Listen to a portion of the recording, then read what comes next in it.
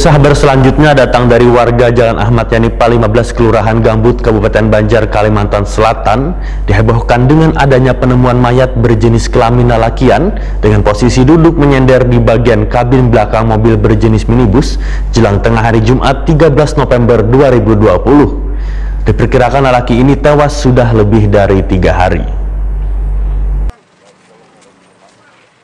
Warga Jalan Ahmad Yani 15, Kelurahan Gambut, Kabupaten Banjar, Kalimantan Selatan, dihebohkan dengan adanya penemuan mayat berjenis kelamin lelakian ini dengan posisi duduk menyender di bagian kabin belakang mobil berjenis minibus jelang tengah hari Jumat 13 November 2020. Dari sekitar mobil mayat yang diperkirakan berumur 45 tahun yang memakai kaos hirang ini sudah tercium aroma yang menyengat.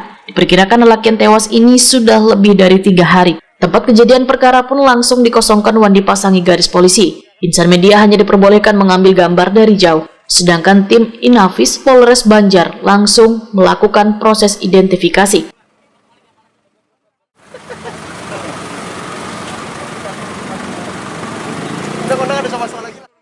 Kapolsek Gambut Kabupaten Banjar, Ibtu Mardiono, Wahitakwani Prima TV mengaku belum mengetahui persis penyebab tewasnya korban.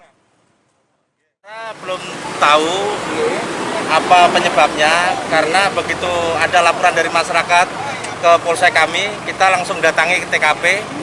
Ternyata memang ditemukan, tapi disenyalir kemungkinan, tapi belum tahu ya, karena belum diketahui apakah ada luka atau tidak. Nanti cuma setelah kita temukan mayatnya berpita-pita di kepala, terus berkaos tangan, nah itu mungkin kemungkinan, cuma kita belum tahu nanti apakah ada lukanya atau enggak, baru kita bisa menyimpulkan. Jadi ini mayat langsung dibawa ke rumah sakit Martapura. Sementara itu, mayat yang masih belum diketahui identitasnya dan penyebab persis tewasnya lelaki tersebut dibawa ke kamar mayat Rumah Sakit Ratu Zaleha Martapura untuk dilakukan visum.